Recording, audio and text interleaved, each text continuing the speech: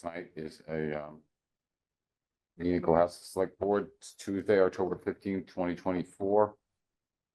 Time is 7:45 and call the board to order. Chris Plex here.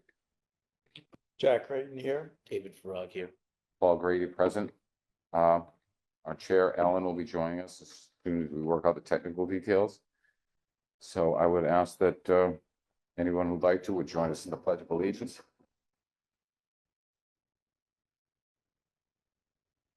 Pledge of Allegiance to the flag of the United States of America, to the republic which stands one nation, under God, indivisible, with liberty and justice for all.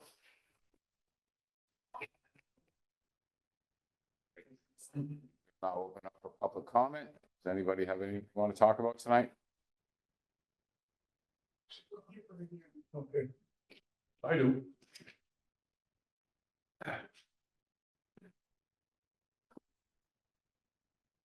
Francis Collins, 404 South Main Street. I have been following the sewage issue in town for a number of years. I've been asking town, how are we doing? How is our progress? I've been talking to people in Situate, and I don't seem to get very far.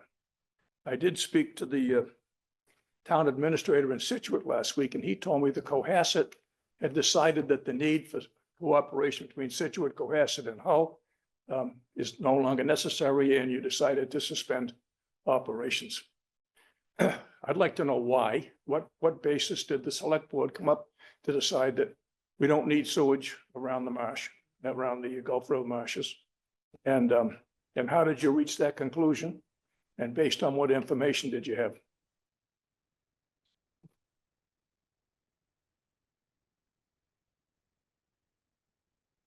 And this, the town administrator telling you this of Situate.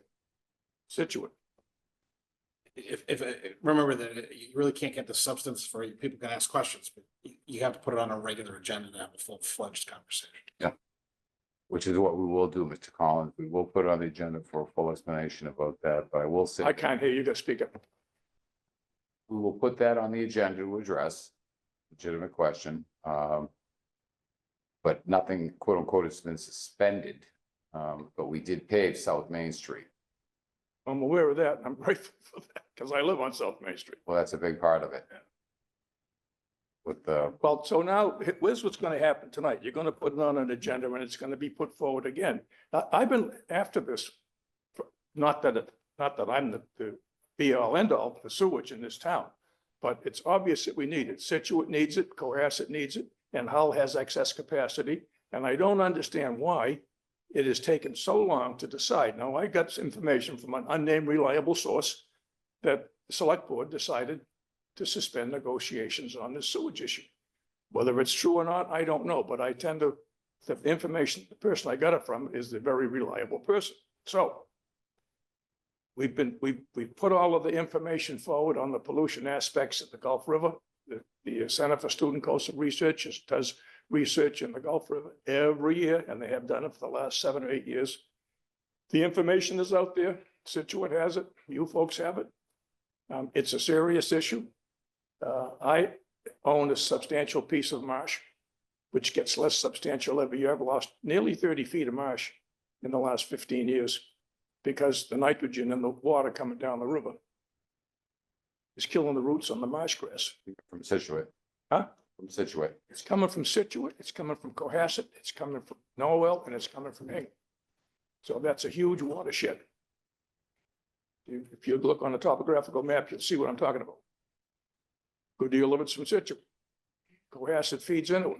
We don't have proper sewage systems around there on Border Street, South Main Street, River Road.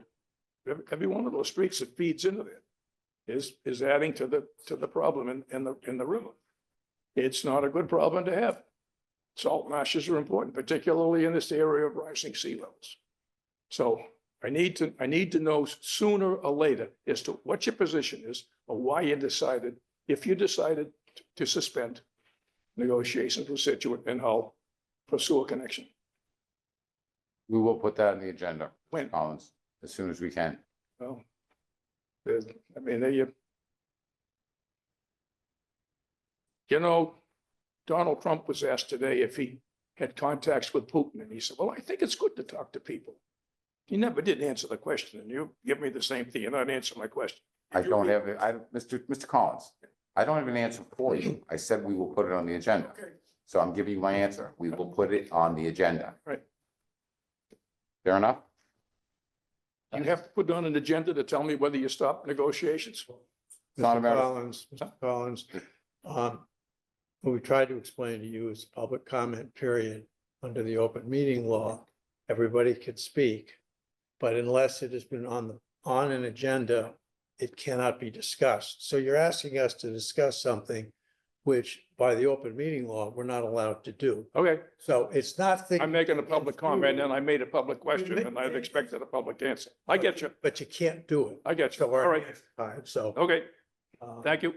Thank you, Mr. Collins. Yep. That's people. Been here since they had a Girl Scout Gold Award and we needed sidewalks on Forest Ave. So it's been a while. My name is Susan Spofford from 14 Heather Drive, and I'm representing the Cohasset Central Cemetery. We're here to just basically announce that we're launching a new self-guided historical tour of the cemetery on Sunday afternoon, starting around 2 to 5, open to anyone and everyone. I anticipate reading last week's minutes. I guess we'll have some costumed people. We thought we were avoiding the Halloween parade day, and they changed it. But these are our brochures, which we're going to be giving out. This is an early prototype of it.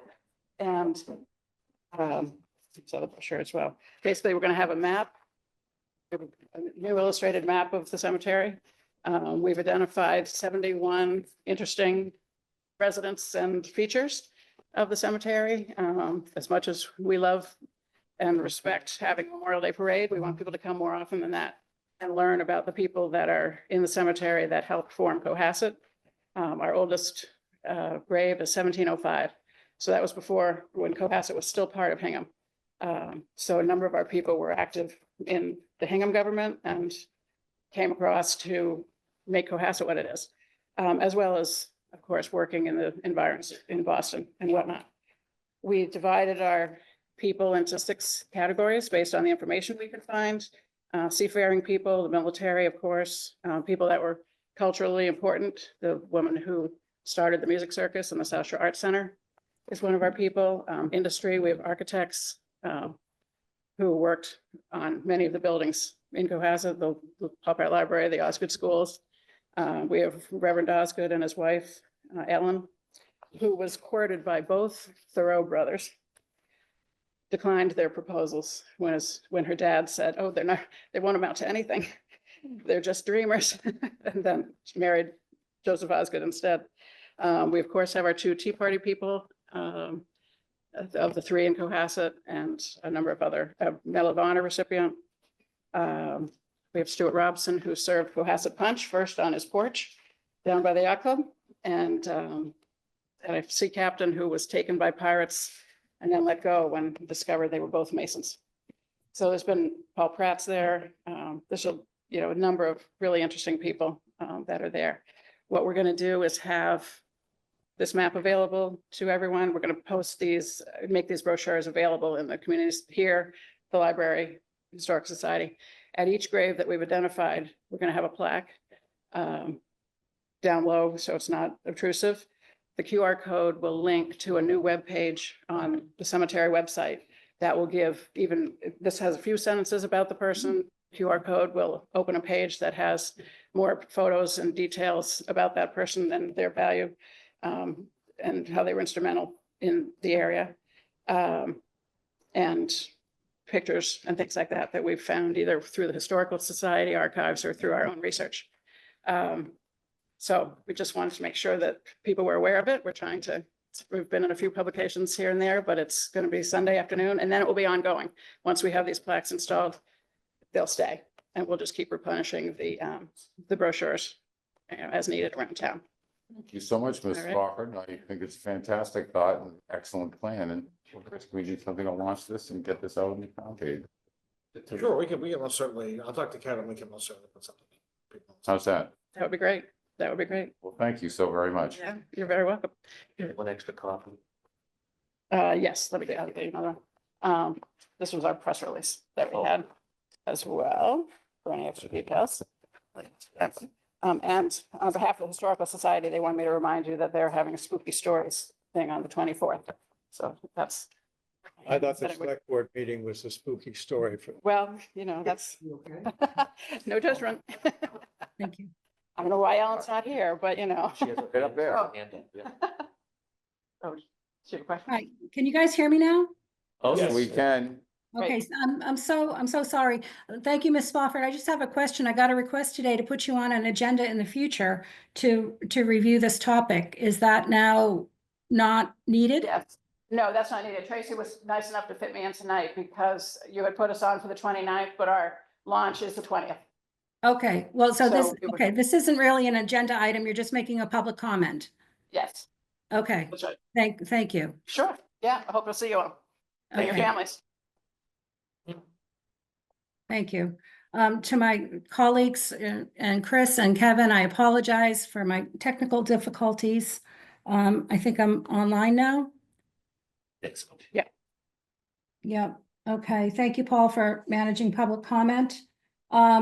So now, we have a hearing, a public hearing for a liquor license. The Cohasset Select Board, acting as liquor licensing authority, will hold a public hearing on Tuesday, October 15th, 2024. It was posted for 7:10. It's now 7:55 PM at 91 Sawyer Street, Wilcott Commons, Cohasset, Mass. To consider the application of RMP Inc., DBA Phoenix Bistro for a new on-premise Section 12 all alcohol annual license and a common victualler license. The proposed manager is Ricky Zhao. The licensed premises are located at 380 Chief Justice Cushing Highway in Cohasset, Mass. The applicant is proposing a restaurant with approximately 2,421 square feet on the first floor with one entrance and exit, one dining area, one bar seating area, one full kitchen, 2 bathrooms, 1 office, 1 walk-in freezer, 1 walk-in cooler, and storage area. The public is invited to offer input on the this proposal in writing in advance of this public hearing by emailing select board comments@cohassetma.org or in person at the hearing tonight. Public can also attend via the Zoom platform. Details for access to the Zoom platform for this hearing are posted on the select board's agenda for tonight's meeting. Okay, so now our public hearing is opened for this applicant, RMP Inc., DBA Phoenix Bistro. Is there someone there? Okay, there you are. Yes. Would like to introduce yourself and explain what you're doing? Yes, good evening, member of the select board and the chairwoman. My name is Mei Hui Hu. I represent the applicant. Next to me is Ricky Zhao. He should be familiar to the town. He's been working as an alcohol manager for Feng Shui Restaurant, which just recently decided to close. But Ricky and his partner are really excited about this project.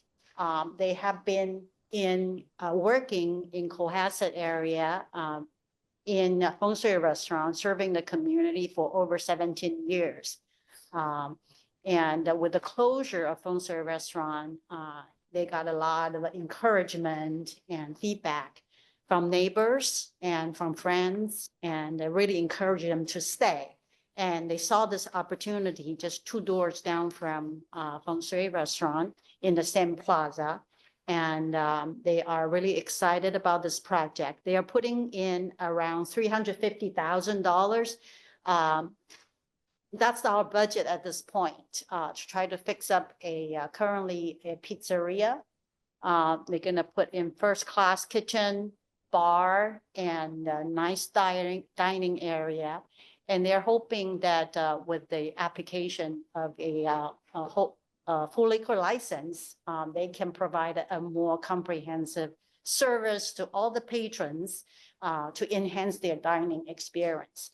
And the menu is still pretty much similar to what has been on offer by Feng Shui. We're gonna have full Chinese menu, Chinese restaurant menu, as well as some sushi, some items such as sushi, such as things that you are usually find in a Japanese restaurant. So it's a fusion type of menu that are on offer.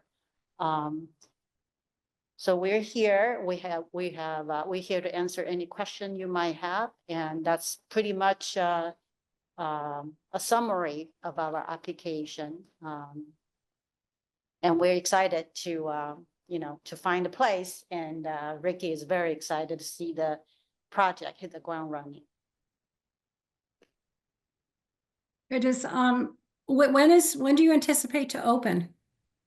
There's gonna be quite extensive renovation, so probably 5 to 6 months from now. Okay, thank you. Mr. Plex, any questions? Actually, a question for the town manager. Where do we stand with available liquor licenses at this point? There is like one full restaurant and one beer and wine. Two beer. There's 2 beer and wine restaurant licenses and 1 full alcohol license. Currently available. Great. Does this include this license? Or is this a second one becoming available? No, this, they don't have a license. So this, right now, there's one, Yeah. there's one all alcohol restaurant license and 2 wine and beer restaurant licenses currently unused.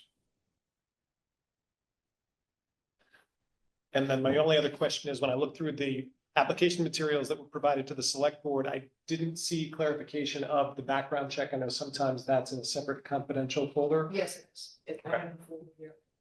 Great, It came back with nothing. super. You're welcome. So thank you for the application. I think it's a great idea and a great location.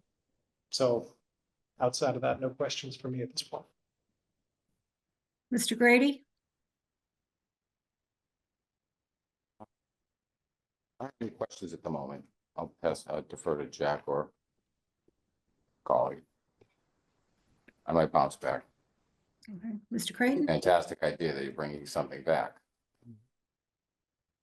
So I guess I, again, have a problem of opening up the rest of the packet on that.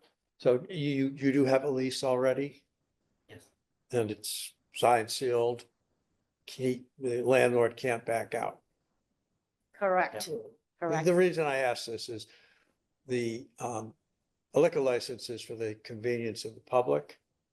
And we don't want to have a liquor license removed from the public domain, then we find out later that you're not prepared to proceed.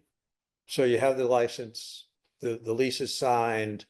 Do you have a contractor signed up? Contracts for the construction are all signed, sealed, and delivered, and you're ready to start immediately.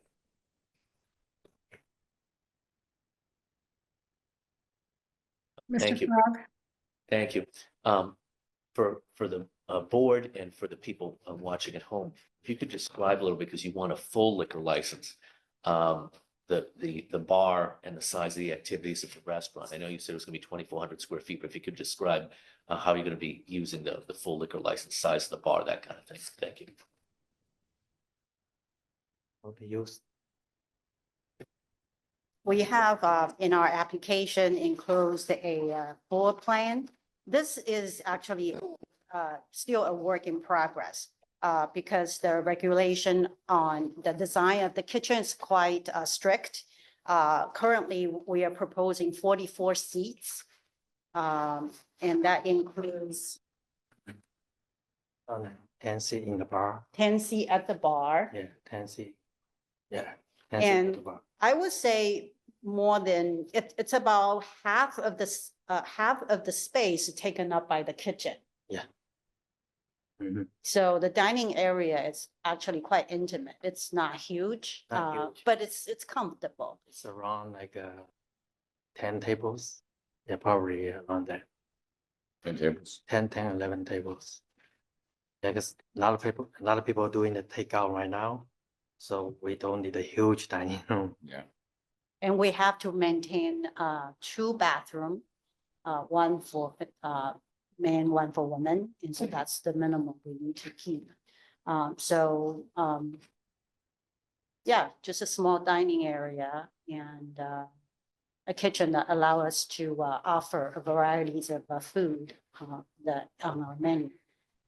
And if you could refresh my memory and for everybody at home, what would be the hours of operation? Would it include lunch and dinner or just dinner? Lunch and dinner. And how late? Weekday, probably until 10, and the weekend until 11. Just like a regular hours. Yeah, I don't have any further questions at this time. Okay, I don't have any further questions. So I'd like to, Mr. Grady, you said you might want to circle back. I would like to see, I don't know what changes we have coming up with the liquor licenses. I would like to see if we can continue the hearing. If you're starting work, you said about 5 or 6 months down the road that you're looking at opening. And I think it's a great idea. And renovation probably not 3 months, so. Right. Because if one beer on full liquor license, we've got a lot up in that area. I'm not saying that I'm not against granting a license. But I understand that we may have some things coming up, so that's why I'd like to continue it if we could. That would be my prerogative, continue for about 2 months. See what changes we have coming up. May I ask the petitioners, does the granting of a liquor license or the continuance of this hearing impact the contracts and agreements you have in place for construction and your plan for the restaurant? Yes. Can you explain that?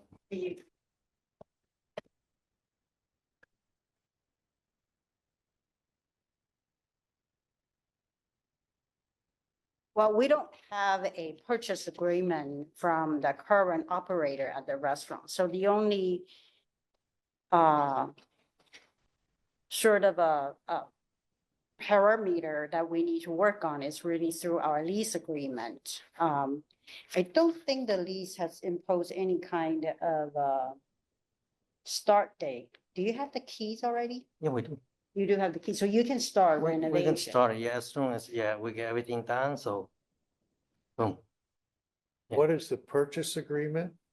You're purchasing from, Typically, if you take over another restaurant, you would enter into a purchase agreement from the current operator, but not in this situation. yeah, I was just saying, what would you be purchasing? If Purchase you're the moving restaurant. down the street, except maybe equipment, which would be in a separate agreement, I would assume. I'm sorry, I don't quite understand. If you said there was a purchase agreement, but you're not purchasing feng shui. Oh, I meant there was not a purchase agreement. Okay. Because it's a that's raw what I was- space. Yes. Sorry. Yeah, you don't. need one. That's the reason. Talk about maybe purchasing the lease from Papagino's. Is that what you're talking about? Because it's Papagino's, right? No, not a Papagino. It's not where the Papagino's was? The one used to be Dunkin' Donut. Okay. And a small Long- pizza long- restaurant long that time was ago. only Oh, lasted The 2 the one weeks, next to Feng Shui. okay, directly next door. Yeah, only lasted 2 months. Well, that's a bigger space than the Papagino's anyway. The only thing I'd say on this for the board, just to consider is that if they're gonna be investing close to $350,000 and redoing the kitchens and everything like that, to be left hanging on the liquor license and not knowing if they have it might be an issue. I know if that was me personally, I would be a little bit, skittish of wanting to put that kind of money if you don't know if you could even serve, one Mai Tai. So I think that might Right, be I was just- problematic. That's a good point, David. I was just going to ask for a sense of the board in terms of Mr. Grady's proposal of a continuance of this hearing. If there's, I hope I'm not speaking out of turn, but I think it's a good idea. I was just talking to someone today about, and I absolutely hope this doesn't happen to you, but there are projects that start and then pause. So we would hate for a liquor license to be attached to a project that got paused because we only have the one. So I think some kind of, let's see how much progress you make would be helpful. And then it ends up being the case where, yeah. I support Mr. Grady's proposal. And that's nothing against, oh, I'm sorry, Jack. Yeah, I had to understand what you're saying. Chris, frequently you have a performance guarantee. It's like a bond where you say we will guarantee X amount of dollars if we don't open. Because I think part of the issue is if we give you the liquor license, and I understand the very compelling reasons why you want the liquor license, because without the liquor license, you're not gonna put 350,000 into. It's like, which came first, the chicken or the egg? But I think Mr. Grady's concern is that we grant you this liquor license and you're not able to perform. We will, Well, I know you say you will, but 100%. Well, how can you assure the town? I'm sorry, Jim. no, I was just gonna say, I mean, that's a fair point, Mr. Creighton. However, it's not a standard we've required of anyone else in granting liquor licenses, a performance clause. We can go back to Stoke Pizza, we can go back to the Golf Tavern. So I think it's well-intended, but a bit unfair to ask for that. I understand where Mr. Grady's coming from. I don't think that I don't think that we have a community reason to not grant it. I don't believe we have anyone else applying for a license at this point in time that is at the stage of lease signature and construction that this applicant is at. Do we, Mr. Senior? So we have one application. Sorry. I can talk. So Ellen, we do have one application from the Atlantic Group, or the old Atlantic, that was submitted. It's advertised for October 29th. The package is somewhat complete. It was reviewed by our council. There's issues with the lease not being signed. It's just a copy of a lease. Now, that may change, but right now it's not signed.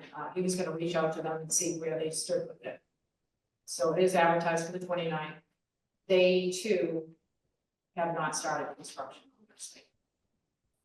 Okay. Okay, so, well then, Ellen, yes, could I put in a compromise maybe? yes, Like we did with the Golf Tavern. I'd be willing to grant a beer and wine permit to start, see where we go from there, then to come back in a few months and see how progress is being made. We've got a couple applications. That's why I'm asking for a continuance, but I don't want you to We leave. really need a fully We license. know that. But again, We are Mr. we will be Brady, the you've heard it. only, we will be the only one Chinese restaurant. I don't think you're listening. So what I'm trying to say to you is, coming back again, where no one's saying that, I said I'm fully in support of your restaurant. Yeah.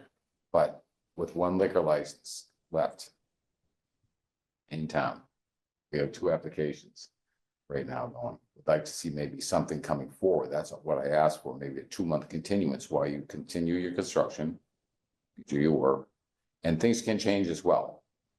I think things are fluid in town. So again, I want to tell you, I'm in support of granting your license. I appreciate everyone's comments. I'm just thinking, how would that play out? Now the Atlantic Group has application that is about to be submitted. Now the town has one full liquor license. Would that become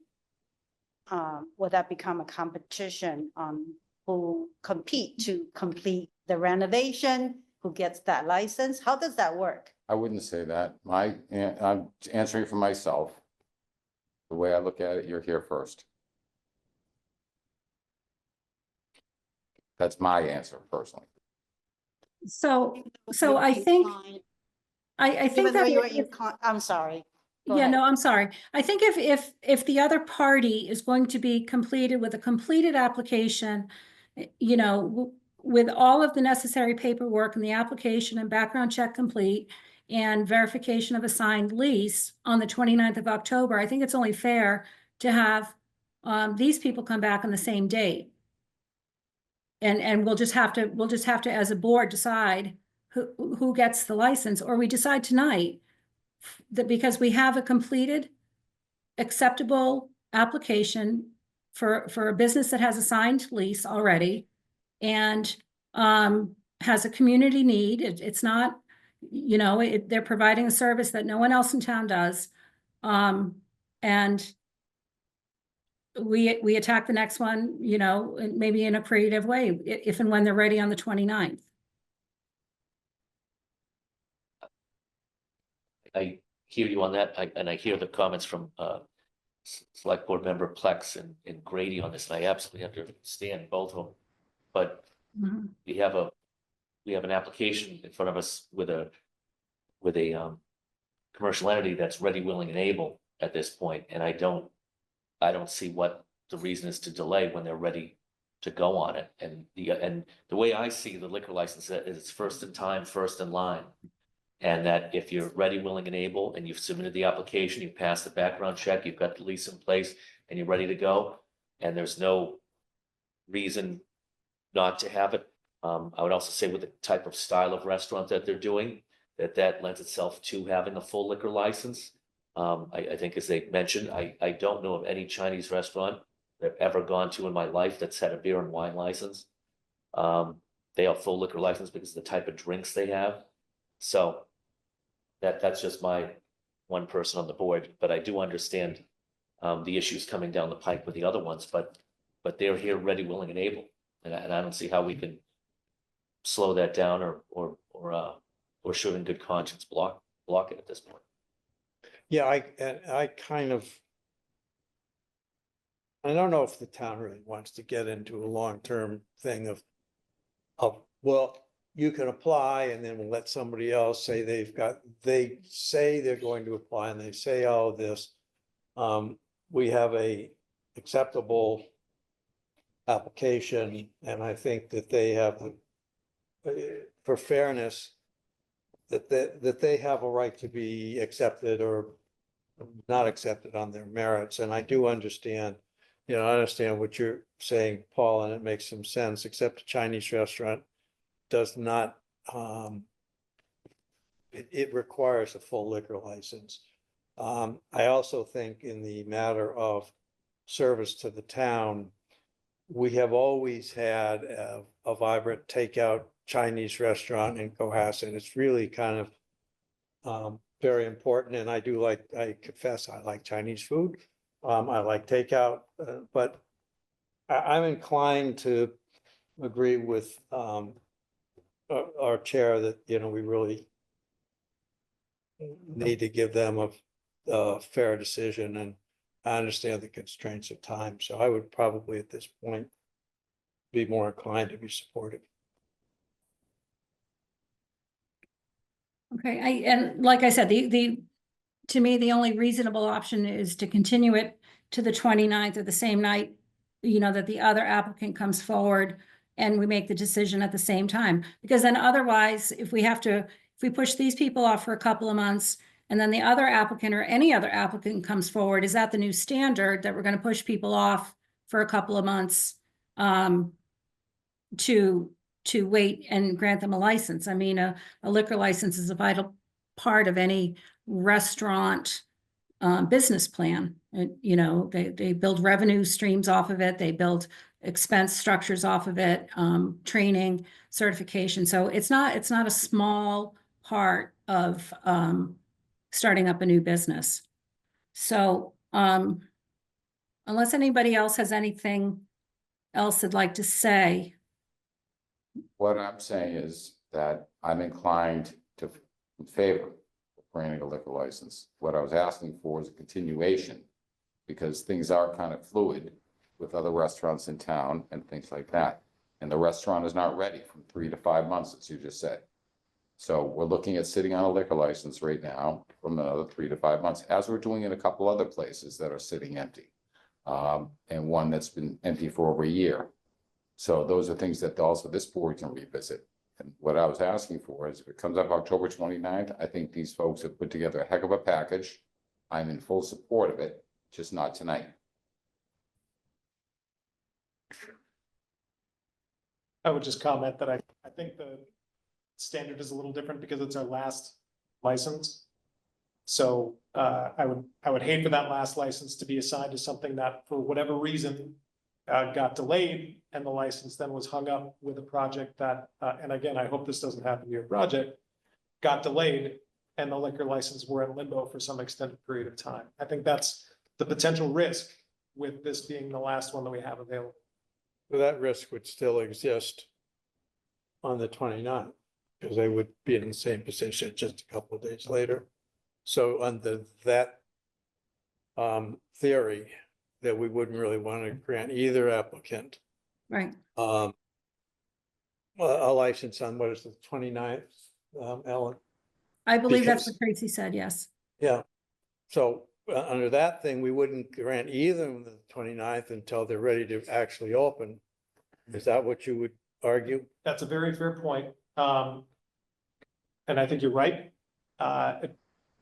I'm reluctant to grant our last liquor license before a contractor is on site. Money has been invested, and I understand the chicken and egg problem that creates. Actually, I'm signing the contract with the contractor. It's already signed, Either today or tomorrow. then it's not already signed. Oh, because my partner he's working on it. So either today or tomorrow we'll sign. We'll definitely go for it. I understand, but this is the sort of thing that makes me nervous. You know, we talked about another one that there was an issue with the lease. This one, we don't know if the contractor is set up. I don't know if it's within our rights to seek some confirmation that the funding is in place and has been truly committed to the project. But these are all things that could delay the project. And I would hate to keep this out of. It won't delay because we want to get it done soon. I understand you want to, all the development projects in town want to. It's up to us to make sure that we're assigning this liquor license in a way that is going to make it available to the public. How would you answer? That's a good question. That's why I mentioned that one solution to that is performance guarantees. In many parts of business, you want, all right, sure, you're gonna sign, but we want a performance guarantee. So what we're really looking for is there anything you can show us this evening that says, all right, we have the money here, we have a bank account with 350 in the name of the, Oh, we do. you know, We actually have with our application, the bank statements for 3 months. oh, you do? showing we have. I'm sorry. sufficient Funds. I could not get it opened. Got it. Yeah. Yeah. So they are there. You've already. I have everything Yes. ready. At least 350,000 cash waiting to be put into this I project. like you a lot. I mean, We are ready to go. We actually have already been paying rent. oh, you're already paying rent on. Not the so space. much the base rent, but the carrying charges, things like real estate taxes and And who's your insurances. direct landlord? Stasco? Let's go. And I definitely gonna be here. I already been here for so long. I think we can trust Mr. Donald Stasco to make sure that you're credible. But that's neither here. nor there. Okay, so there's one of two motions to be made. One, to have a continuance of this hearing until a unspecified date, you know, to coordinate with the other applicant, or to make a motion to approve the license. Like a sense of the board. I think there's a sense, a couple of members would like a continuance, and a couple of members would feel that we really don't have any substantial reason not to grant the license I on would its, make a on motion its to merit. continue- I would make a motion continued until our next meeting and bring the applicants up. Again, as I said, I'm in favor, but I also feel it's fluid. We have over four liquor licenses in that one plaza alone, and it says nothing just to these folks, but I think it's a fantastic idea to bring it back to the town. I'm just looking to see, maybe, as I said, think fluid. And let's see what we can do as a board in the interim period of time. I'm in favor of granting, but I'm also in favor of continuance. Okay, so Mr. Grady made a motion to continue this public hearing until October 29th. Is there a second? I'll second that motion. Okay, we have to do a roll call. Mr. Plex? Discussion, Yes, Mr. Creighton? right. I would just say that it really, I understand the reasons, but we have completed application. Everybody's done everything, just showed their money, they're ready to go. I'm not sure it's fair to the applicant to do that. And I'm also concerned about setting a precedent that you can hold up a good applicant on the basis of, we're gonna have an application in that we have not seen, and there might or might not, and, you know, on the basis of something that we don't know. So I would say that the town is not well served by continuing this, and we should just get to the point and rule on the merits. Okay, well, we have a motion on the table with a second, so we have to vote on the motion. So the motion is a continuance until October 29th. Roll call, Mr. Plex, Chris Plex, aye. Mr. Grady, Paul Grady, aye. Mr. Creighton, Mr. Creighton, a nay? Mr. Farag, David Frog, nay. Ellen Mar, nay. So the motion is defeated. Now we have a motion on the floor. I'd like to make a motion to approve the liquor license for R&P Inc. DBA Phoenix Bistro. Second, Well, can someone make the motion, please? I'll make the motion. May I have a second? Second, Okay, roll call, Mr. Plex, Chris Plex, nay. Mr. Grady, Okay, Mr. Creighton, Yeah, Creighton. Yeah, yes. Mr. Farag, David Frog, yes. Aye. Ellen Mar, yes. So thank you very much for your application and good luck with your business. Thank you Thank you. very much.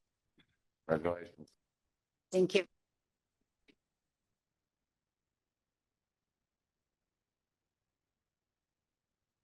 Okay, so next up is a continuation of the public hearing for the cable license renewal with Verizon, the contract. We have to have a vote. We had the presentation at the last meeting, and now, Mr. Senior, do we just have a summary? You have Attorney Sullivan present to give us an update. Hello. I'll be quick. I know it's late. Thank you. I was in North Adams this morning and this afternoon, and I wanted to be here in person because when we sign a license, I think that's the right thing to do. And there's a lot of traffic. Thank you, William Solomon, your special counsel for cable. I'll just update you as to the final good news. You've seen the license summary. I can say that it's a very strong license. It's the top 5% in PEG capital, I would say, in the Commonwealth. Very strong number, $58,500 paid in 3 payments, as we mentioned, in a 2-year period. And Verizon at the current time has 820 subscribers. So that's a very strong number. Appreciate Verizon understanding the importance of community television in Cohasset, and with the team, Don, Town Administrator's Office, and great backup by Tracy and Maria. Thank you. We were able to get that number. The operating support is 5% of gross revenues of the cable company or an affiliate. And that's the maximum allowed under the Cable Act. In terms of license provisions, it's important to have these licenses worded in a way that prevents a company from gaming it. Comcast, Verizon doesn't do that, but we want to make sure that the language is strong, and it is. As you remember from last time, Verizon, which seeks to change its business model and has told Wall Street that about 7 years ago, this license provides for a unilateral 3-year out for Verizon. And in exchange of that, the town, PEG Access, gets 5 years of PEG capital, not 3, and that can't be exercised until the 28th month, and they can't get out to the 37th month. They've signed a bunch, a slew of licenses beginning in January 2021 that have had the 3-year termination. No termination has occurred. We're renewing those licenses now. So when you have a good business and you do a good job, it's hard to leave it. The only change, which we Verizon's counsel, outside counsel, Paul Train, who I thank very much, that was made, is that there was an older insurance amount for auto insurance. You wouldn't think this is about a cable license, but I was town council for 30 years. And I wanted to make sure that insurance policy and an umbrella, which they don't have now, they just have the insurance policy, was sufficient. And the way I do that is one, we've been doing licenses for a year that has $6 million for auto insurance. And I asked your office and through Tracy, if they could get me the Meyer insurance certificate they give to you, and you have $6 million, 1 million auto and a 5 million umbrella. So believe it or not, with, Verizon, a good company, but very corporate, and they have an insurance team, and they were saying, well, they think it should be what it was before. There's no good reason for that. Council went to the head counsel for licensing, who spoke to the insurance people, and I've been working on this for a week, and today at 2:26, we get the email. We have the insurance that matches yours. Final point I'll make to some insurance is Maya, who insures you, makes a big point that when you're an additional insured by another party, it's very important that their insurance not be less than your insurance. So that's the only change in the license, other than my updating the table of contents, formatting. It's a great license. I'd be happy to answer any questions. You continue the public hearing, you want to ask the public if they have a question, but I'd be happy to answer a question. I'm very proud of what everyone did on this, because it's a changing time in video, and we're able to get a very strong license in having excellent discussions with Verizon. So that's where we are. So I tell you, got something. Oh, sorry, I apologize. Okay, thank you very much. Any questions, Mr. Farag? We'll start with you. Just thank you very much for working on this contract and negotiating it aggressively for the town of Cohasset, so that not only do we get the best deal, but it protects the citizens of Cohasset as well. So thank you very much for all your work on this. Thank you. Good job. I appreciate it. Mr. Creighton, I'm good with it. Thank you. Mr. Thank you. Grady, Very well done. Thanks so much. So thank you. Mr. Plex. Hey, thank you for the work. Appreciate that. Okay, great. So now, Chris, we need to vote on this, right? Correct. Okay, so, may I have a motion to approve the cable license renewal with Verizon as presented? So moved. May I have a second?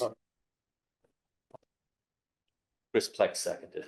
Okay, second roll call? Chris Plex, aye. Mr. Grady? Aye. Mr. Creighton? Jack Creighton, aye. Mr. Farag? David Frog, aye. Ellen Mar, aye. Thank you very much. Thank you. And I can sign it now and then leave it for you to sign. They only want electronic, so you guys folks can scan it to me, and I'll send it to Verizon. They'll sign it within a day. Chris, thanks again. Really appreciate the help. Thank you, Attorney Sullivan. And I should learn my lesson, which is always look to see where the meeting is held. Because town hall, as I've experienced once or twice, was very dark. And this is this is an interesting place to find a GPS. So, but it's good to meet you. So thank you. We're glad you found it. Appreciate it. Yes, me too. Thank you. Thank you. Okay, next up, Mr. Senior, signing of the election warrant. That was just a formality. You have her.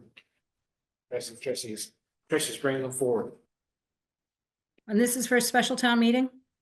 No, this is for the general election. Oh, the general, okay. Sorry.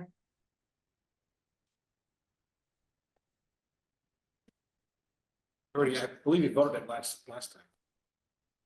I'll take it, sign it again. If you pass me, I will.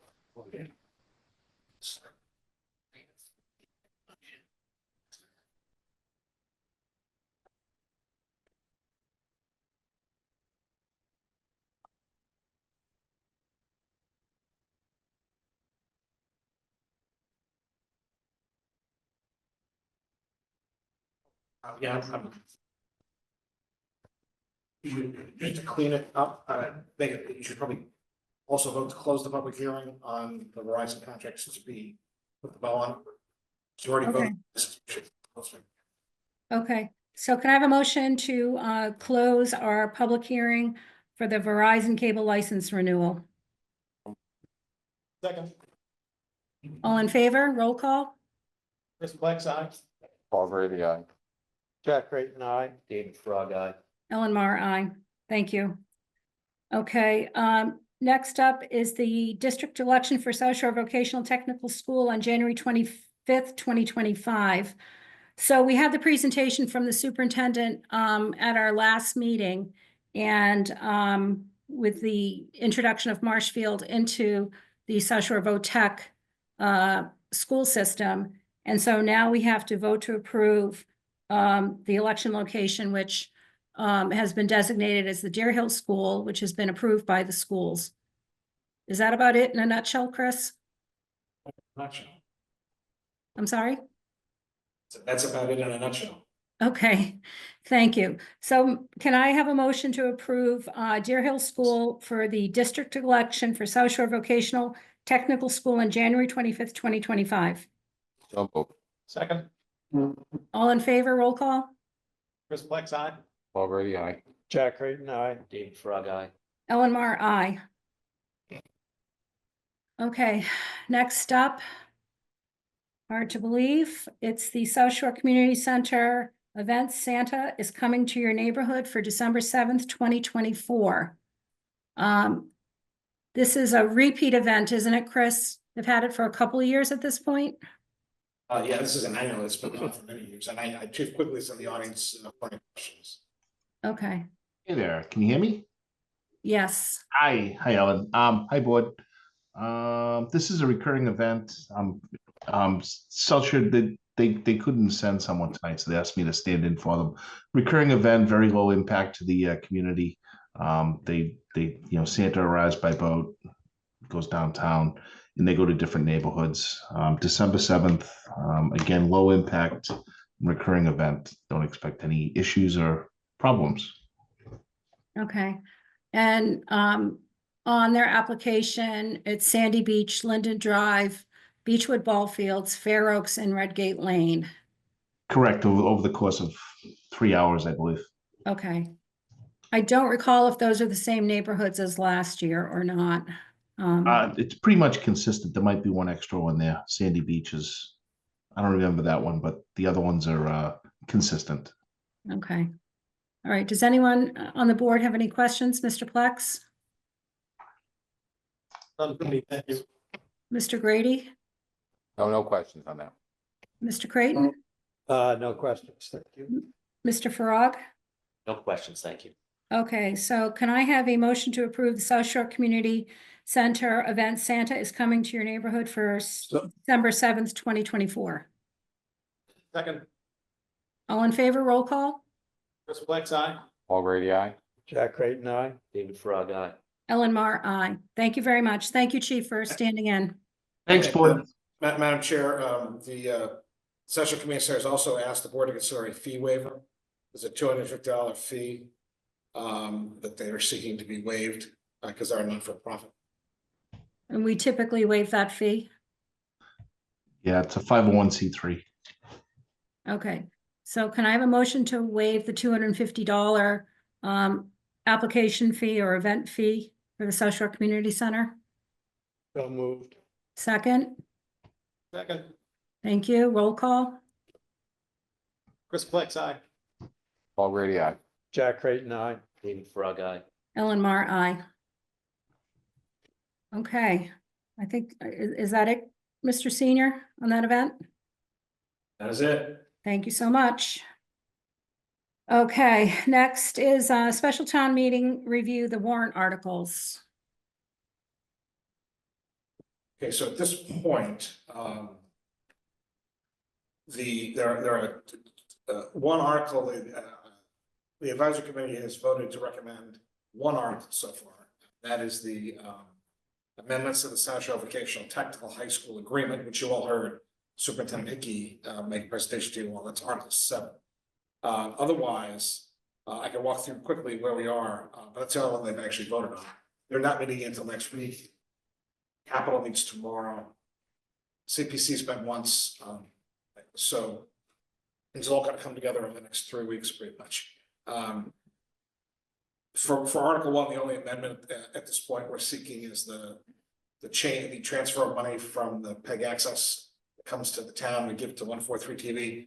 The first quarter, $62,174.76. If the second quarter comes in before special time meeting, we'll add it. If it doesn't, that'll be the amount that'll be transferred, and that's something we do every time. At the moment, there are no unpaid bills. We're still shaking the trees on that to make sure there's nothing there. For Article 3, the only transfer at the moment into a stabilization fund is OPEB. That's something we do as part of the OPEB policy, and this is a transfer of $350,000 into the OPEB fund from free cash. The four items for the one-time cost at the moment are money. $60,000 is the estimate for the open space and recreation plan update. It'll hopefully not be that much, but it's better to have the money and not need it than not having it and need it. Just the open space. That's the open space plan. The open space. The plan expires a year from this spring, so it takes about a year to do the update. So that's what funded. We bring in a contractor and there'd be public meetings. And they're looking for what, $60,000? That's the estimate from the planning department. That's what they gave me based on, I don't think it's, hopefully it won't cost that much. We'll have to go out to an RFP and see what kind of responses. But we need funding for the rental inspection program to get that software that Pam Fahey has discussed. That's about $90-$100. And I'm trying to find out if we need a couple of pieces of equipment as well. So a little bit depending on if we need a couple of iPads. There's an ask at the moment for about $50,000 for 41 Highland for some of the ongoing analysis of options with the not-for-profit community group. That's some of the kind of visioning work that needs to be done, and maybe some of my design. It's not for any hard cost or anything. It's more for the ongoing, visioning and exploring of options. And again, that'll come into tighter fix, I think, in the next week or so when the group formally meets again. And then the harbor masters asked for $10,000 out of the waterways fund. We didn't do that at annual town meeting this year because it was a backlog of projects, but she's caught up. So this will be money that will be available. This comes out of a fund that accumulates as people pay their excess taxes. And this goes to repair docks, floats, and other equipment in the harbor, so that the town owns and maintains. So those are the current one-time cost items. There's one community preservation article that's been a recommendation that's been made by CPC so far. That's for the stone memorial for the Revolutionary War in 1812 memorial. That's a $75,000 grant, a recommendation of a grant. And that would be down at the Veterans Park. I think Mr. Pratt's come before the board, I think, to give a presentation. And the application has been added to, we're creating a special town meeting, part of the OneDrive for all you folks. All the materials will be sitting there, so you don't have to go looking for them in every meeting drawer. They should be in one place, hopefully, going forward. But again, that's not ready for you to come to you folks anyway yet. And on capital, again, they meet tomorrow. I'm sorry, Chris, I'm sorry, go ahead. in the draft warrant packet that we received, there was a second item for CPC for open space and recreation, $60,000 for Milliken baseball field improvements. Yes, it just hasn't been voted on yet, but it's been preliminarily presented, but they haven't voted. Oh, so number one is the only one that they have voted on. Correct, that's the only reason. Okay. Yeah, Okay, so, understood. Yeah, so thank you, Madam Chair. The town is applying jointly with the baseball, the high school baseball folks to approve the dugouts and the foul. No, that's a $60,000. Okay, thank you. Capital, again, these are being presented, so I'll walk through them quickly. There's actually 7, there's one has to be added. The one has to be added is a $15,000 for the Osgood School roof repair design of the repair restoration. We're still in the queue. We will know from the MSBA until the end of this month if we in the program or not. That said, that's the placeholder number they initially gave us. If that changes, we'll make an amendment to that. The police need to replace their existing patrol rifles. The ones they have are quite old, and Chief Quigley is seeking to replace those. That's what's called security upgrades. The airlifting bags, those are what the fire department uses to lift the car. You put it in, they fill it with air, and it pops up a car if someone's trapped under a car or a tree or something like that. The current ones that they've discovered around of service life. So I've asked Chief Tucker to expedite that purchase, so we have them on site as quickly as possible. So this would be like a reimbursement of the fund, of the fire department's funds. I guess the walk-in cooler is something new to me. In this building that we're sitting in now needs to be replaced. It's about $15,000. But the water department has 3 projects they want to fund out of their retained earnings, and they have enough retained earnings to cover this. That's the replacement of the water main on Short Street, installation of a new water pipe on that's the closed, that's kind of put under the close, another loop in at that end of the system. And then upgrades to the chlorine gas equipment at Lily Pond. So those 3 projects will all be paid for by existing funds in the water department. And these will have to go to capital. So. Chris, I just have one question on the Osgood roof repair design that's to be added. Why would we not take that out of the school stabilization fund? We would, that's the recommendation is that it comes out of the school stabilization. Oh, okay, okay. I'm sorry, thank you, I don't think I made that clear, but yes, it would come out of the school stabilization.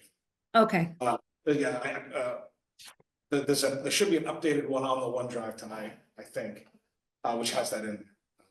And it says school stabilization. Everybody. And I think, yeah, I'm sorry, there's hard copies here, but I couldn't get you one. I couldn't fax. I printed out the one from the packet last weekend, so Right. that's what I'm looking So at. that's the one change on that. Okay, The amendments to the Session Vote Tech Agreement, again, the advisory committee voted 8-0 to recommend that, so you can take that up tonight if you want, you can wait, it's really no rush. We have that revolving fund, to be created, so the funds for the rental inspection program stay and pay for the rental inspection program. That's on here. You've already heard the articles on zoning. There's one new one. It's really just a fix of an old one. I think Tom Callahan had mentioned that last time. Some language had fallen out apparently, and zoning wanted to be put back in. Tracy's still trying to get the exact language so it's clean, so we can get in front of you folks. I'll add one more article to the zoning, but it's a small one. And then the citizen petition. So the citizen petition was scheduled in front of advisory last week. They were not able to attend apparently, so they're scheduled to go in front of advisory next week. so, okay, so then we'll hear from them on the 29th after they present to advisory. And that's the warrant as it stands. Okay. Does anyone have any comments or questions? No, the only question would be, it looks like it's digestible enough for the articles to get done that night. Wouldn't Oh, you yeah. say so, yeah. Yeah, it looks fiercer than it is, because the zoning is just so thick. But the biggest, most controversial ones are, the FAR and then the frontage are being passed to the spring. These are mostly, I don't want to say they're ministerial because they're not just that, but they're not as controversial, so. That said, there's a lot of very important things on there, including the money for the roof for Osgood and so it's a lot of stuff. It's not super controversial, I think. Okay. Thank you, Chris. If there are no further questions from the board, we'll move on. So Chris, but before we move on, I would anticipate that we'll have this on every agenda from now until special town meeting. Yeah, well, you'll have, the next 2 are gonna be the meatiest, so at the 29th, and then remember, you're meeting on November 6th, which is the Wednesday of the week of November, because you can't meet on election day. Right. So just remember, that'll be the day we have to put the warrant to bed for printing purposes. Okay. So, But right now it's tied up, it's teed up, so the advisory should have stuff ready for you to vote on the 29th. So I would expect the next agenda to be primarily the warrant. Though again, a lot of the zoning stuff you've already heard, so it shouldn't be that complicated. Right. Okay. Um, All right, thank you. We'll move on to the town leases. Chris, you have an update? So what's been circulated are the current, the 7. And right now, all but 2 are current. And 2 that are in progress. And when these had been identified, it's some time ago, and we've been dealing with them one at a time. And the 2 that are current, that are teed up, are the Quasit Maritime Institute, which is that boathouse they've had since the 90s. And I'm working with folks on that board already. And then there's the Light Keepers, that also needs to be updated. And we've already been in conversation with them. That's gonna be slightly more complicated because of the apartments there. You know, again, we're very starting conversations, so I don't think there'll be any particular issues, just a matter of time, because they both have to be RFP. But we've done this before, and you know, and it's also, I've reached out to them, just so they're aware we're just doing them. We're not looking to change anything, we're just doing updates. The others are all in place. The most recent one being the one for the solar array, which goes into the 2040s, I think. The one that we're gonna have to address at some point is the one for CSCR. It has a perpetual clause in it, which is probably not entirely legit. So it's in its 3rd renewal at the moment. I do think we'll have to address that at some point, but it doesn't have to be addressed immediately. But I don't think that everyone front of town meeting, you can't have a perpetual lease. It's easy, but it's not necessarily okay. But again, it's not a crisis or anything, so we will deal with them, but it doesn't have to be done today. Okay, thank you. Any questions, Mr. Plex? Nope. Mr. Grady? No, I have no questions. Mr. Creighton? I'm checking on something right now, but I think I might have some. I'm not quite sure I understand. Mr. Farag? Yes, a comment and maybe something for the board to digest. I'd asked for this to be on the agenda for tonight because I'd asked about the leases and sort of where they stood. And so I thank Chris and the town hall staff for getting it together to get the leases into the packet, to get them all here for us to, you know, take at least a quick look at for tonight. But the ones that are out of, that have been expired for a long time. So Cohasset Maritime Institute one, it looks like it expires back in 2004. So it's been almost 20 years. The Lighthouse Keepers was in 2012, which is about 12 years. The CSCR one, as Chris had mentioned, had a perpetual renewal on it. But as Chris mentioned, that probably violates chapter 40, section 3, because town can only go up to 30 years and a town can go up to 40 if there's a vote at town meeting. And so therefore having a perpetual rollover would be that part of the lease is illegal and can't be done. So it'd have to be modified at the very least.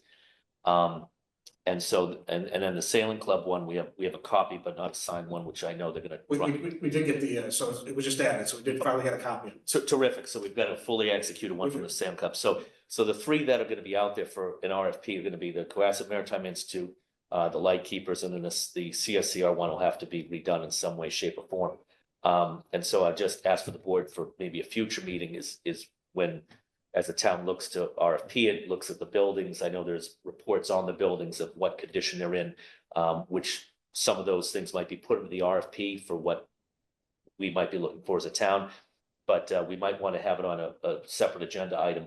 And I don't know if it would qualify in executive session to talk about lease terms, that it might qualify to talk about, you know, what is the length that we're looking for these particular buildings, and you know, some of the other identifiable factors in the lease that we might want in there, that could be put on an agenda item before obviously an RFP goes out regarding it.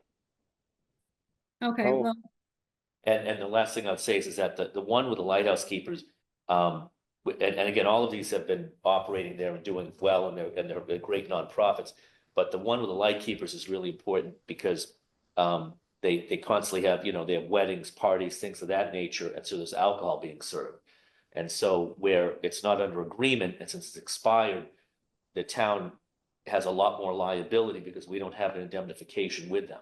So even though they have insurance, and then if you have a party there, you know, you'll get a tip certified bartender who have their own insurance. That still doesn't help the town in getting hooked into a lawsuit if something should happen. So we would want to make sure that, you know, we want to get them done as soon as possible. And again, they're all great nonprofits and hopefully they'll be there for a long time, but we shall see what happens during the RFP process. So that's my comment. And I guess the question would be is what is the thinking for the time period that this, you know, the RFPs or things would be in the next 3 months or 6 months or what? I have to circle back with our folks. I probably, over that, I'd say 3 to 6 is probably fair. Okay. I mean, we want to make sure we work with the organizations too in the right way. So, and I think CMI will be I think it's a fairly easy one, it's just a boathouse, right? And that's the oldest of all of them. It goes back to the 90s, actually. They all have insurance, by the way, which is good. So they've been carrying insurance. Oh, yeah. Which is good. So we all have that on file. Okay. Is it- All right, Mr. Creighton, did you have a question? Yeah, I'm trying to come to term, I'm not quite sure. So the Maritime, at 20 years, there was no lease in place. It wasn't one for the Legion either. In fact, the objective was really. I remember on the Legion, but that Or was, the baseball fields, the town historically didn't do much of anything with any of these, and it kind of took a little while to sort them out. okay, all right, I just asked the question. And the light keepers was 12. It's also the issue, is the parking included in the light keepers, please? They have the use of it, they're on exclusive control. Okay, so that's a very important, I know there's been a lot of attempts for various groups to use that parking. And when did we discover that it's a perpetual lease in the FSCR? CSCR? Yes. I assume the first select board must have realized that when they signed their names to it. So again, it has not gone beyond 30 years, so it is, But it's not in violation. So. I didn't say violate, I'm just trying to establish some facts, I don't want to. Well, I mean, call it my- when you look at it, you realize it says it renews automatically every 5 years, so. Yeah, I'm aware of that, but you weren't aware of it. I'm Jack. Sailing Club, when was it discovered that it was not a signed lease, so it didn't have validity? No, it was a signed lease. The problem is the town records didn't have the signed copy. We were able to get a copy of it from the sale. So we have the. You have the executed We do original have the lease? executed pages. Okay. And that's in the packet, in the file online. Yeah, but. We've been looking for that for some time. I gotta tell you, the town's records have always been well kept. Well, how long have you been manager? Jack. Can I ask what- Excuse me, may No, I ask, Jack. may I have the right to Jack, finish my You do questions? not have the right to grill the town manager. Yes, I do. If you That's the haven't- oversight if you have an role axe of the to grind select with the board. Town manager, I think that's inappropriate. Well, I'm glad. Thank you for your opinion. Chris, can you Yeah. answer that question? I have asked as Okay, a sorry, select board member, if he chooses not to answer the question, he can just say, I want to answer the question. I don't even know what the question is. I'm sorry, I got lost. I just asked you how long you've been town manager, just to clarify. I became town manager in January of 2014. Okay, so you're That's what I think. just trying to establish that the leases perhaps have not been properly executed, And it's been Jack- not under your watch. I think Okay. it's inappropriate for you to make that accusation. Yep. I'm entirely supportive of the assertion that we should clean these up. I don't think blaming someone at the same time we're trying to clean these up is productive in any way. Thank you. Thank you. You're Okay. welcome. Asking questions, there was no accusation, I'm It was asking. absolutely an accusation. Yeah, okay. I Oh, am all right, gentlemen. asking questions that require a factual answer, and they've been very brief. And that is my prerogative as a member of this board. Okay, all right. Mr. Creighton, you're always free to call Mr. Senior and meet with him and delve into your questions, specifically if you so choose. Okay, Mr. Senior presented the leases, the status of the leases and the actions that he's taking going forward. So we're gonna move on at this point. I just had one last thing, if I may. Well, it was so good of Mr. Farag to be so diligent about digging them all up and getting to the bottom of all this. I think it's an admirable trait and it's created quite a stir on something for a small town that's just running on its own for many, many years. Okay. So I All right. admire that attention to detail. All right, Mr. Farag, put that out what's there your as well. final comment? We're gonna move on because we're behind Thank- schedule. Thank you. It's just for the CSCR one. Maybe we should just have town council look at that and maybe an amendment would be in order to just give it an end date certain. So there, because I just don't think having it perpetually rolled. The bigger challenge that we discovered, and which is the reason that the town has been investing in support of the buildings, is the condition. So the biggest challenge is that CSCR is there's been grave concerns about the physical construction of buildings. So the town has intervened, and again, this has all been done in a very productive, collaborative way without drama to help support community organizations and to make sure the town's investments have been protected. In fact, Mr. Collins was up there earlier, actually, he's been under the buildings and actually doing above and beyond inspection work, talking about how it used to be 50 and 60 years ago. So the town has been really working collaboratively with all these folks, and you know, it's a small town. I think one of the nicest things about it is that people reach out and we make sure we move forward in a collaborative, productive way. Okay, great. All right, Thank you. thank you. So Chris, you and I will touch base on or around the time you're ready to issue the RFQs into Mr. Farag's request. We will put it back on an agenda in the 3 to 6 month time period. I'm gonna need policy direction with the board on if there's gonna be any kind of, you know, potential changes. I mean, it's something that's gonna have to be discussed. Like, for Okay. example, what responsibilities will be put onto the lease holders for the maintenance of the building, and what role the town might want to have going forward in helping with that. I mean, these are conversations that never took place before, but I do think need to take place going forward. Okay, all right. Okay, all right. We'll regroup on that. I have some thoughts, but we'll regroup on that. Okay, next up is the revision. If you recall, at the last meeting, we voted to accept the Cohasset Select Board Handbook and Protocols with the exception of an edit on page 4 in your packets is a brief recap of the original sentence, the first edit that was recommended, and then a second edit. And so I'll read the first one. It says, no member of the board by virtue of their office will exercise any administrative responsibility or command the services of any town employee with respect to the town. The suggested edit was no member of the board by virtue of their office will exercise any administrative responsibility with respect to the town. And then an option, honestly, that I proposing because I got no input is no member of the board by virtue of their office will exercise any administrative responsibility or request the services of any town employee unless so designated by the majority of the select board with respect to the town and its daily operational functions. Comments? Mr. Plex?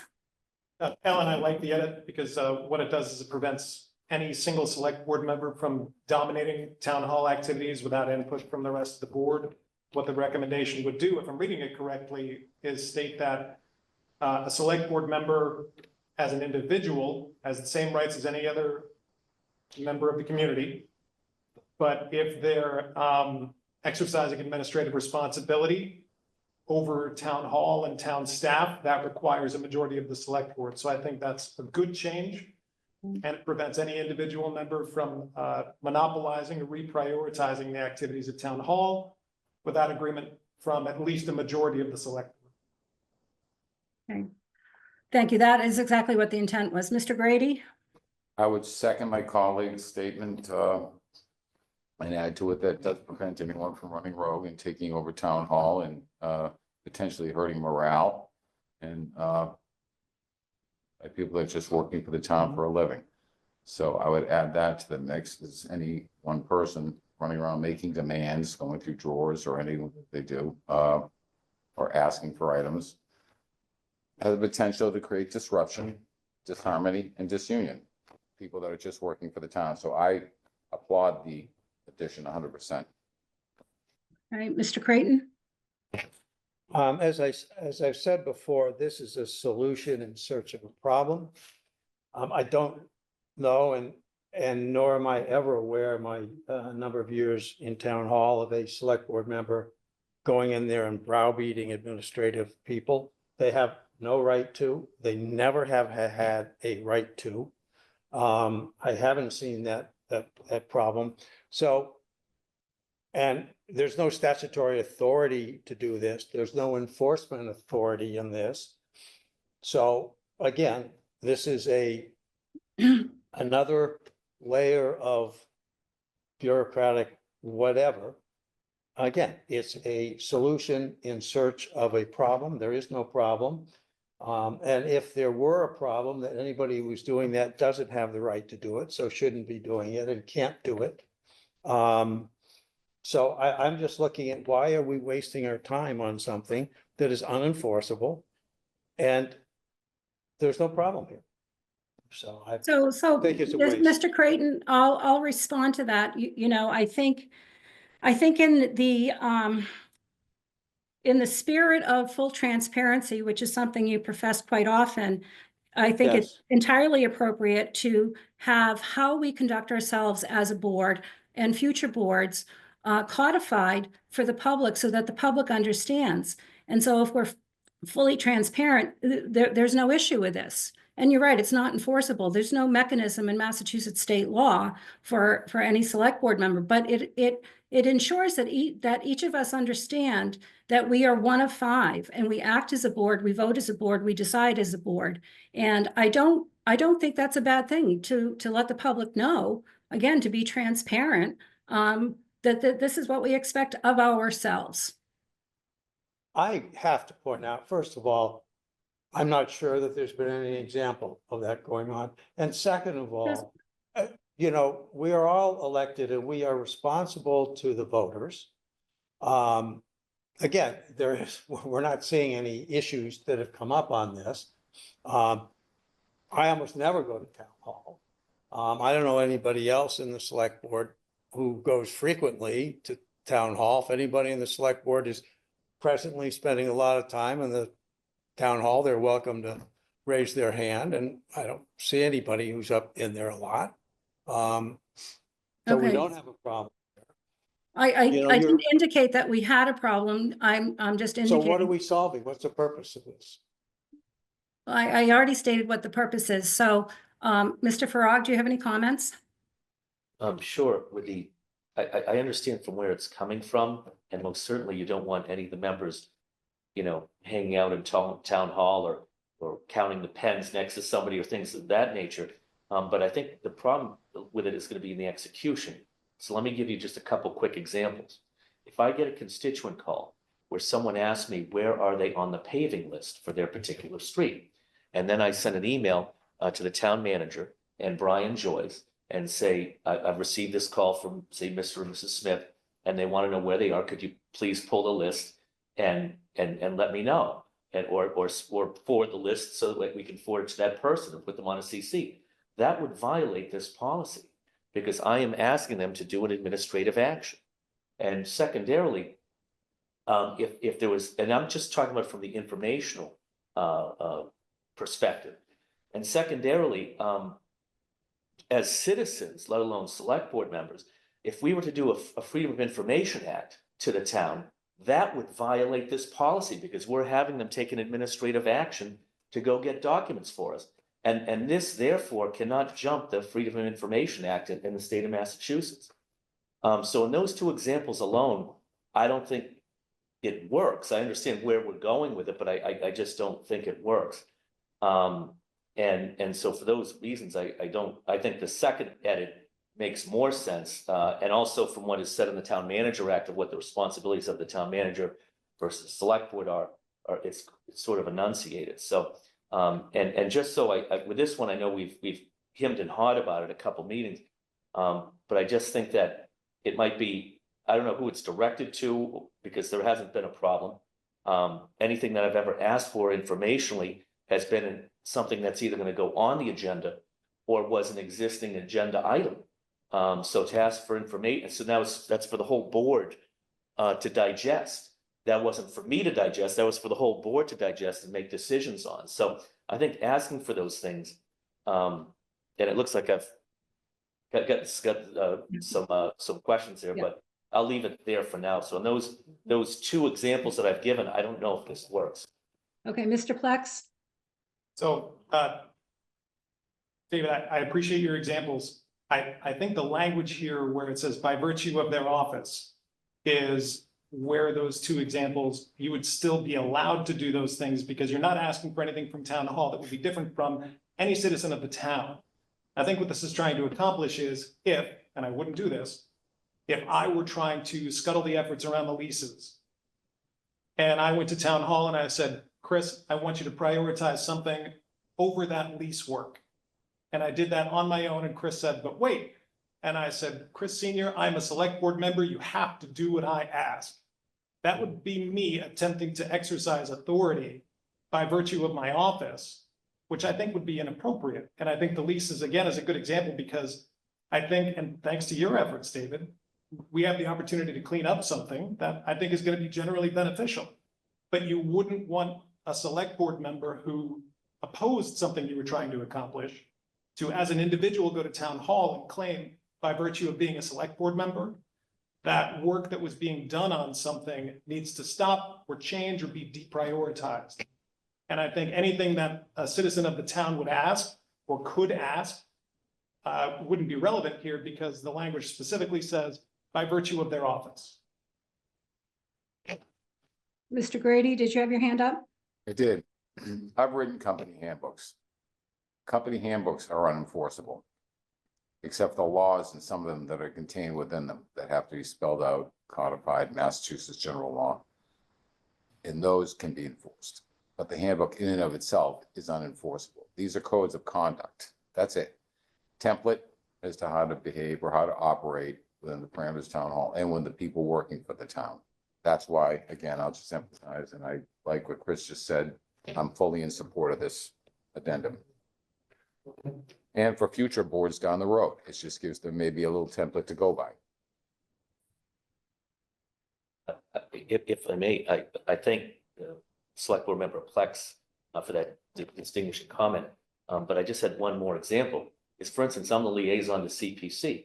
So we had Michelle Leary, our Assistant Town Manager, come in front of us regarding some of the projects for the town.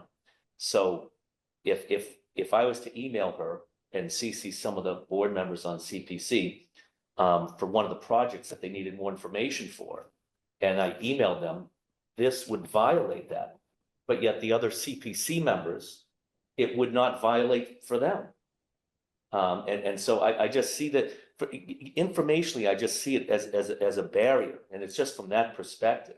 There might be other things that gets hung up on, but I think informationally, it's problematic if you're trying to just do your basic duties that you're supposed to do.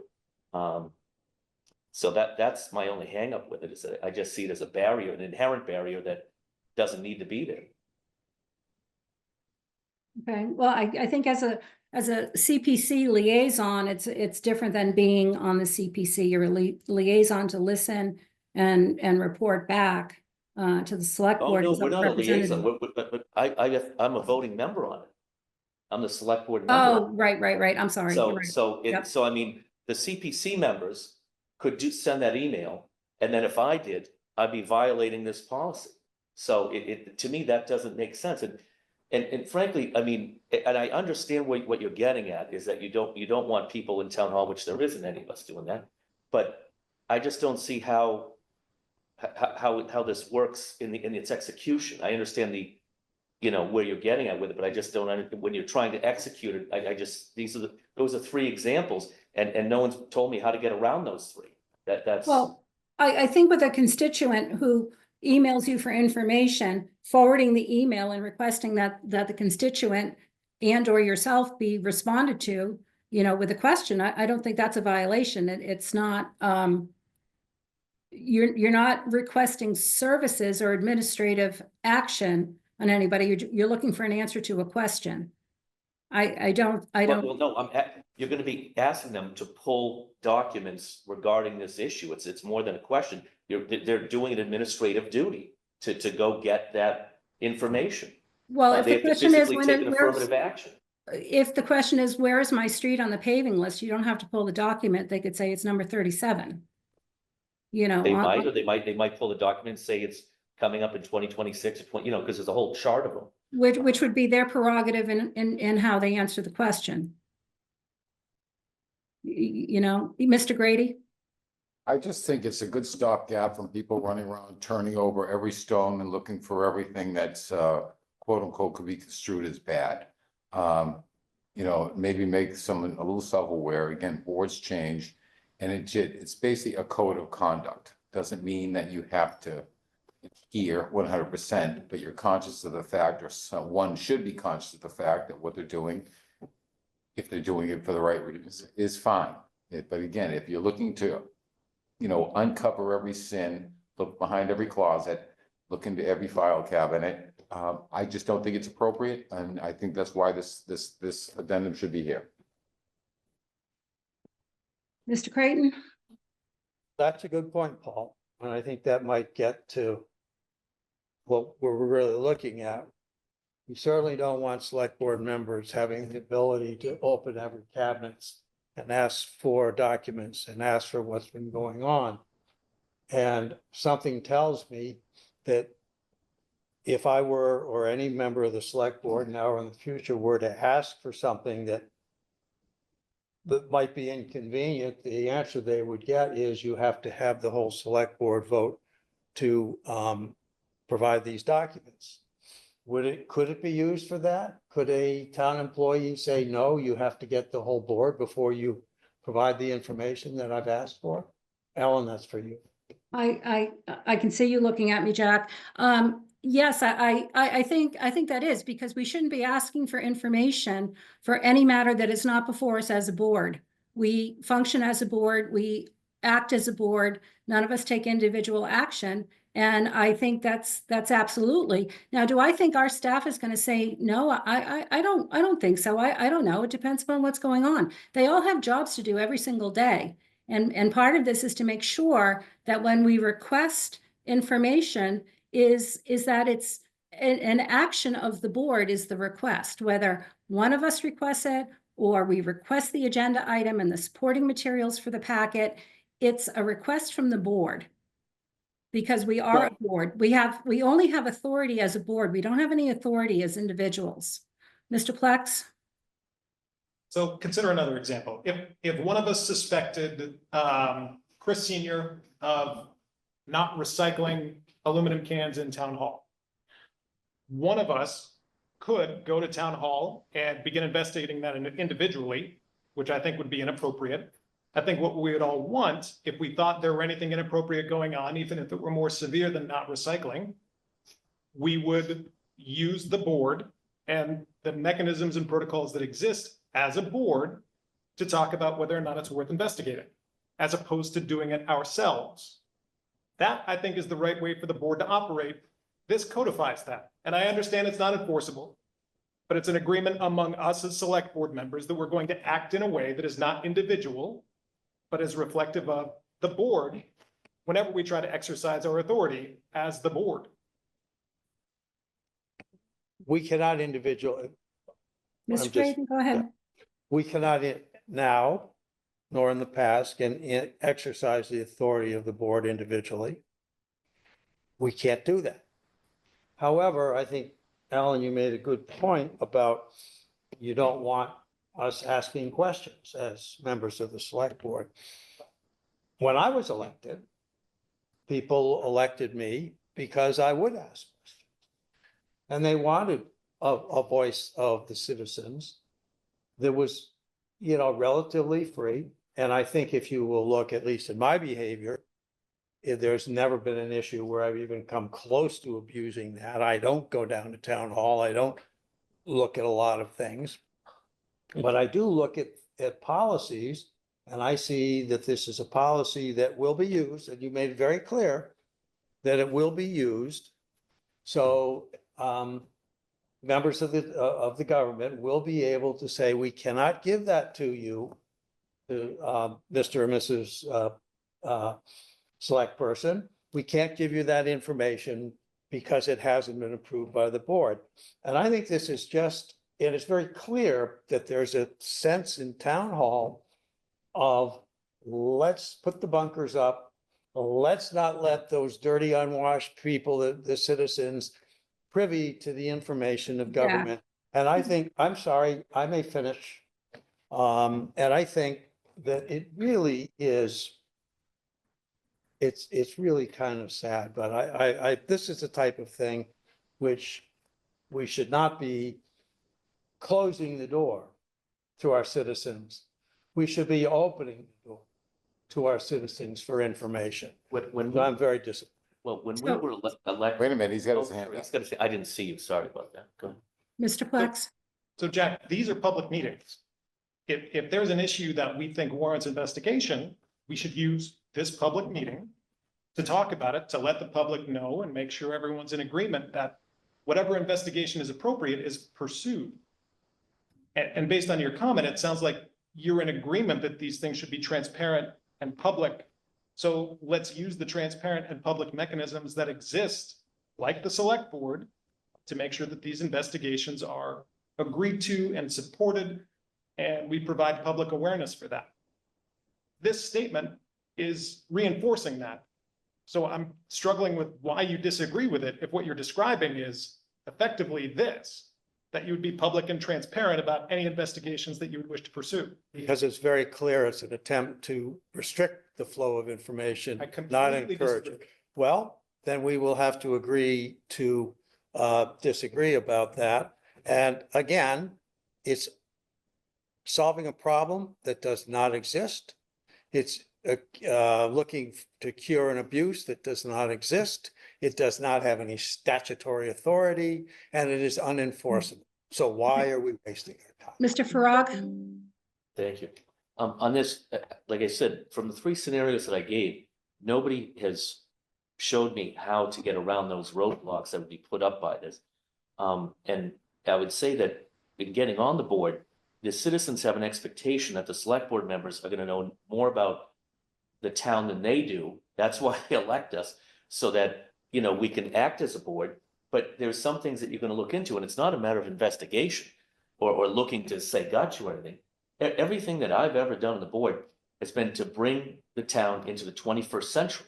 And that's what the board is doing. We're doing it in the capital side with the town hall working group to make sure physical infrastructure is there for the town hall employees. And then also internally with the policies that we're gonna have. You know, when we had the HR issue come up, you know, we found out that we don't even have any HR policies. We have an employee handbook, but we don't have any HR policies and how we hire and do our hiring, which will be coming up, you know, in the next few months. And the same thing with the leases. I knew that there was one probably that was expired. And so that's why I inquired, well, how many do we have? I don't know if we had 14, 7, 10 or whatever. And then that's what was, and so with that information, it was put on the agenda for everyone to get with the leases and all the information there for everyone to see. And then it was properly put on by asking the chair, could you please put this on? Yeah, Because here's the proper information that goes against it. I don't think there's anything wrong with a member of the select board looking at something in the town, saying, please put it on the agenda, and then have the backup information to go with it. But this would, you know, block some of it and put up roadblocks regarding it. And we need to bring the town into the 21st century, both with its policies and procedures and also in its physical infrastructure. It's two ends of the balance. That's what we're doing, but that's what I think we need to do. And I think this doesn't help towards that. Okay, Mr. Grady? I think that last year this board did a heck of a lot to bring this town to the 21st century with establishment of our roads and sidewalks, our fields, our playgrounds, our stabilization funds. This board operated in complete transparency. What I see is this addendum is nothing more, and it's not an accusation to anybody, but somebody, say a resident asking a board member a question, that board member goes, digs into something, they report back to that resident, and then another resident asks about the same thing, or something, they get a different answer. And so you can create confusion. As I said about this addendum, I've written handbooks. It is a template, nothing more. It's just a guideline. Which means it might give someone some pause. We're running not to abuse it. There's no accusations, as I said. But it puts us back on the same page as operating as a board. If that board member has a concern, he brings it up to the chair, she brings it up to the chair. And then it's discussed as a board. And if that town member has a concern, there's public comment, they bring it to the board and it's addressed. As we did up at the preserve, we've done with most of our other problems. They've been done in transparency, not finding out. I mean, this board member is just finding out, quote unquote, about the HR thing from my colleague down the end. We had a presentation which explained it. So to me, that's behind us. So that's why I think an addendum like this is vital, as a matter of fact. Okay. Oh, Sorry, well, I I just think had, yes, I'm sorry. I'm who's through my next? end. I would say unless there's any other comments, I would just call the Yeah. question for a vote. And I Okay. think there's been good comments on both sides of the issue, so. I agree, we should call this, make people go on the record. Oh, okay, all right, so I'd like a motion to amend the page 4, sorry, I just lost it. One moment, please.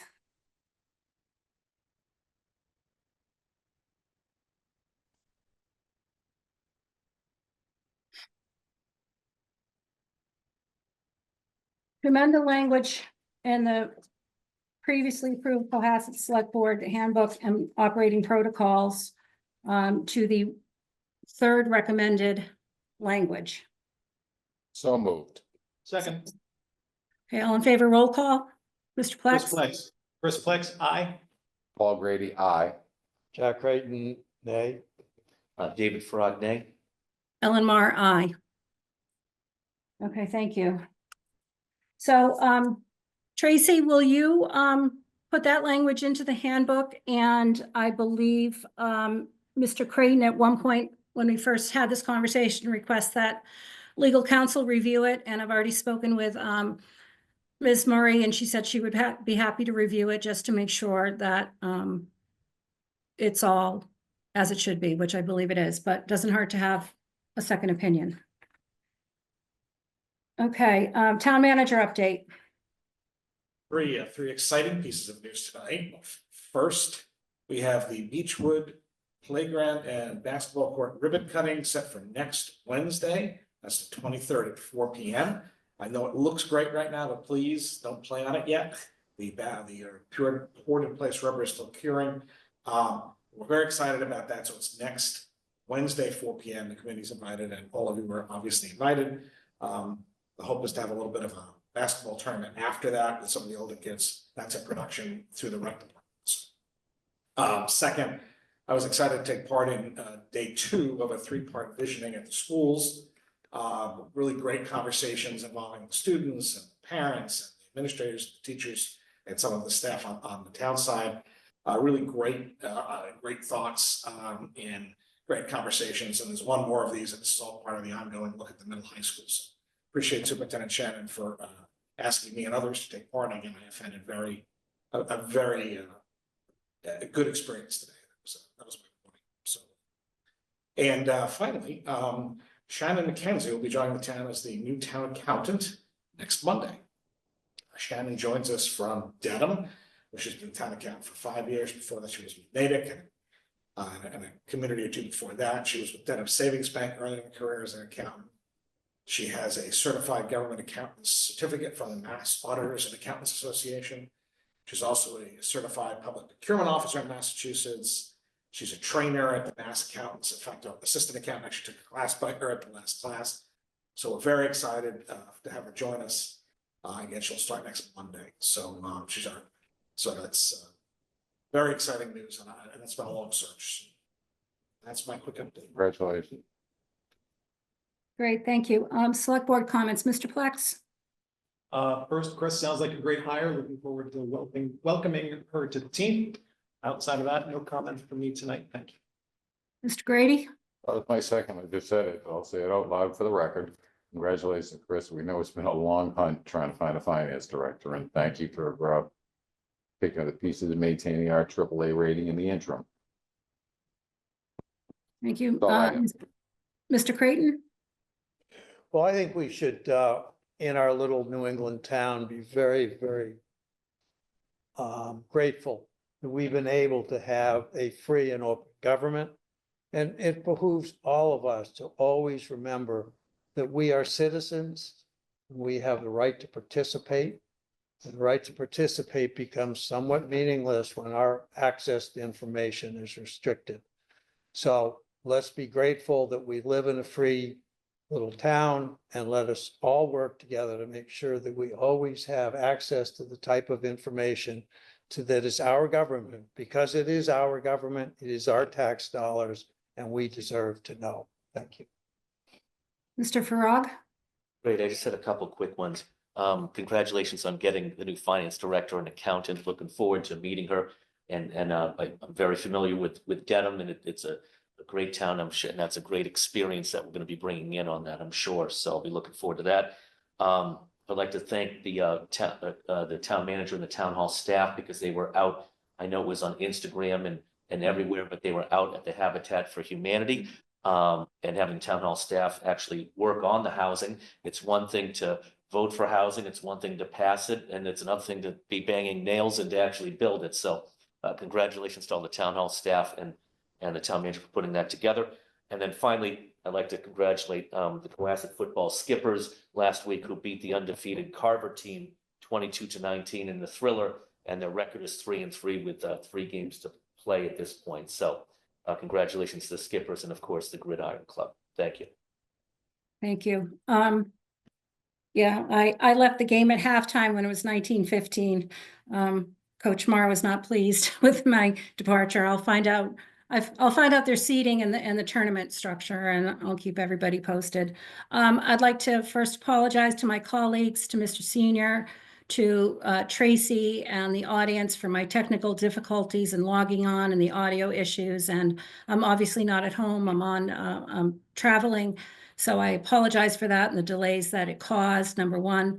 Number two, I'd like to thank the board, all of you, for the spirited debate and conversation that we had on a couple of issues tonight. It's how we're supposed to, talk about things and get our concerns out, our thoughts aired, and I appreciate it very much. We don't always have to agree, but as long as we, continue to have these conversations respectfully, and it is how we govern as a board. So our next meeting is the 29th. Is that correct, Chris? Yes. Yep, okay. I'd like everyone to check their calendars for one moment.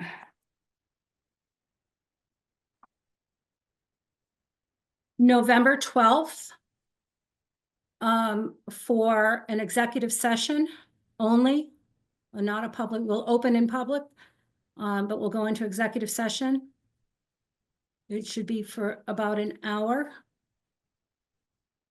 And you can get back to me on email or text with your availability sooner rather than later, please.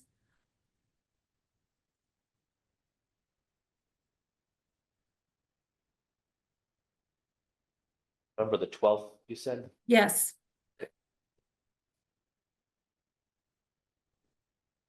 Executive session. executive session, yes. Oh, and we can do it on Zoom. Or we can do it in person, right there. Okay, and so now approval of minutes for October 1st, 2024. Did everyone have a chance to review them? Yep, okay. Can I have a motion to approve the minutes of October 1st, 2024? Second, All in favor, roll call, please. Flex, aye. Paul Grady, aye. Jack Creighton, aye. David Frog, aye. Ellen Mar, aye. We have no topics. So can I have a motion to adjourn at 9:11 or not, I'm sorry, 9:33? Yes. Moved and seconded. Moved and We had a seconded. Thank you. unanimous- I think we had a unanimous motion to adjourn, so how do we handle that? So we'll Let's do a just still do a unanimous roll second, call then we're just done. for, Yeah, then we have an unanimous second, then we're done. okay, Mr. Plex, Paul Grady, aye. Jack Creighton, aye. David Frog, aye. Ellen Mar, aye. Thank you very much, everybody.